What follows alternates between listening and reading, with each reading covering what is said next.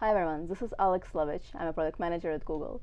Today we'll be talking about product management, and we have a great guest with us, Aparna, who is actually building Google Now, the smart assistant of the future.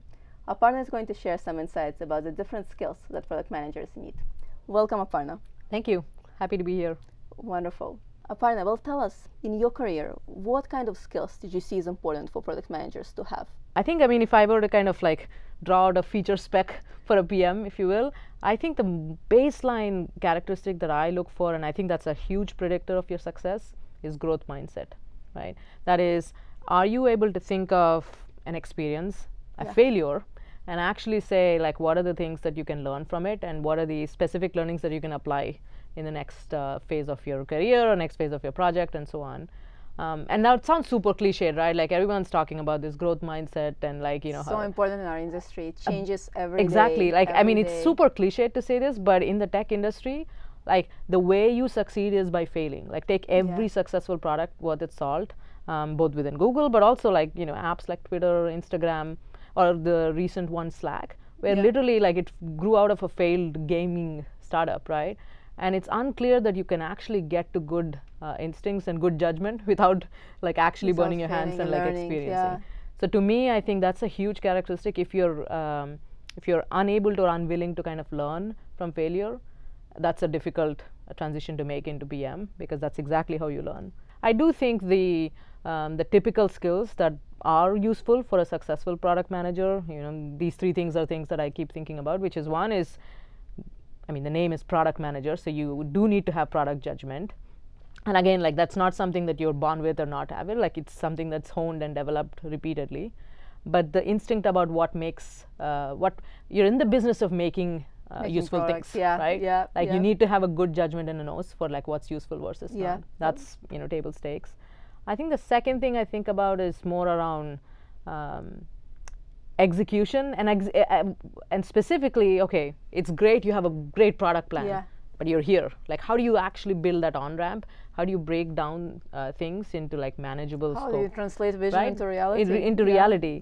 And to me, a lot of product managers kind of struggle there because they're either really good at painting this 20,000 feet picture, or really good at the day-to-day minutiae.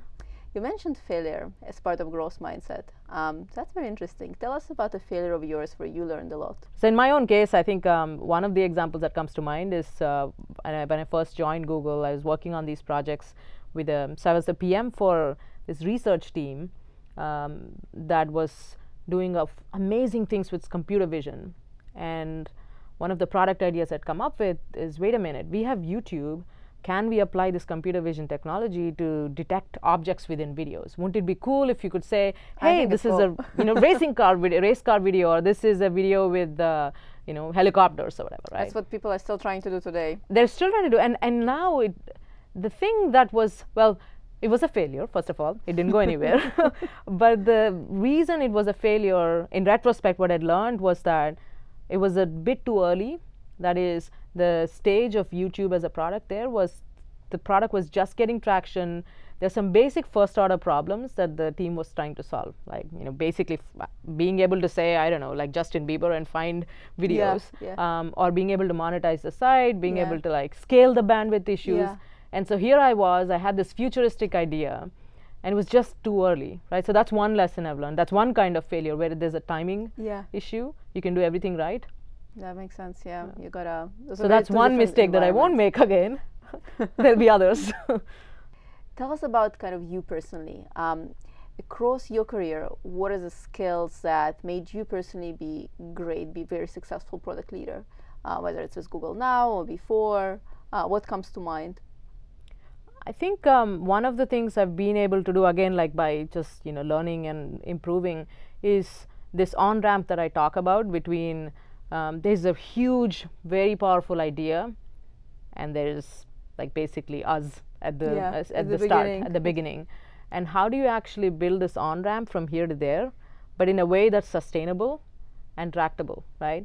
And brings user value along the way. And brings user value across the way. And I think it's one of those things where if you do it if you kind of build a very steep on-ramp, you may get far enough soon, but like, very soon you'll burn out, or you kind of like slip back.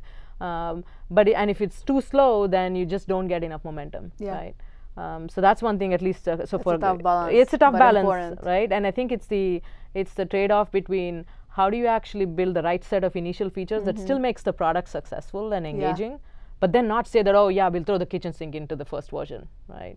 Which is the temptation for all product managers. Yeah, it's just kind of watching you guys build Google Now. You have this amazing vision, this assistant of the future that knows everything and helps with everything, right? And we are kind of in the beginning, and we see more and more and more and more.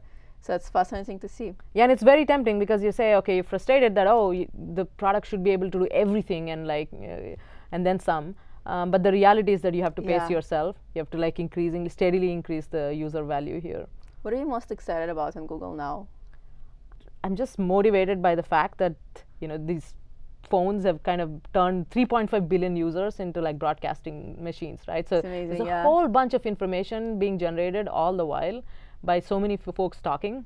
And now suddenly, but in the world where everyone's talking, you just need to have this selective listening, right? You absolutely, as an individual, way too much information. There's way too much information. Overload.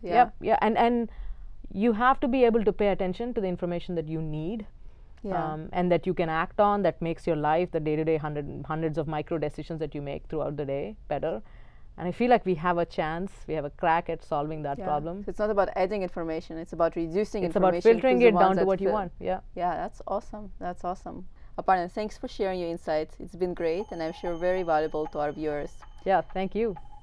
Thanks everyone for watching. Subscribe to Women Techmakers YouTube channel and stay tuned for upcoming episodes about product management. Thanks.